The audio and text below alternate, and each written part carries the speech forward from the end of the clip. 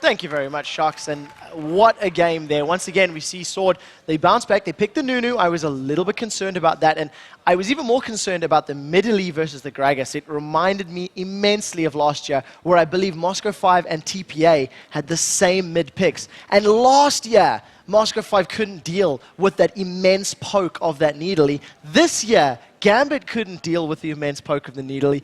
What did you guys think of the picks and bans phase and how it went for Sword?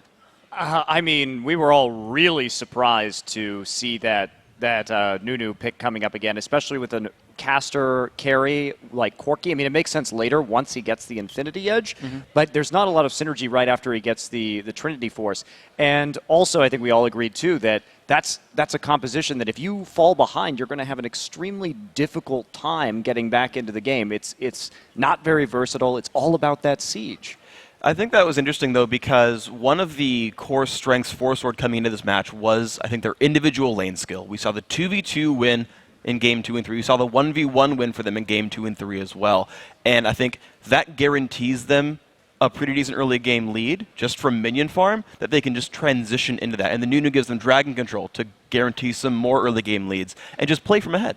I think everything you've just mentioned, Lee Sin would have done better and more. Lee Sin... If you want a counter jungle, okay, Nunu can work, but there was zero counter jungle in both Nunu games. Lee Sin would have jungled quicker, safer. He was really good against Evelynn, possibly better at Drake, same. And then I didn't really get the attack speed steroids. Both Nidalee and Nunu offer an attack speed steroid, but Corki doesn't benefit from it at all. Renekton doesn't really benefit from it either. I did like the Renekton pick against the Shen. They actually let Darren have Shen, and they played really well dodging the ultis. Could have gone a lot worse for them, but the Expression just got a huge lead on top lane. Yeah, and just going off that, Nunu, immediately when you pick him, your team comp is very AD-centric. A lot of your damage is going to be focused on your AD carry. And they picked the Nunu after they had already seen Gragas. They have a 60% attack speed steroid from Nidalee, a 45% attack speed steroid from Nunu's Blood Boil, and they picked Corki, which I think is the only ADs that come to mind that are worse with attack speed steroids are Urgot and like blue build Ezreal. So it was just really strange, especially picking it after they see Gragas, whose barrel will like almost cut Corki's attack speed in half. Well, congratulations to Sword. They do manage to advance to the semi-finals. We're going to throw this one over to Jat at the telestrator. He does have a play from Najin's quarterfinal win, all queued up and ready to scribble on.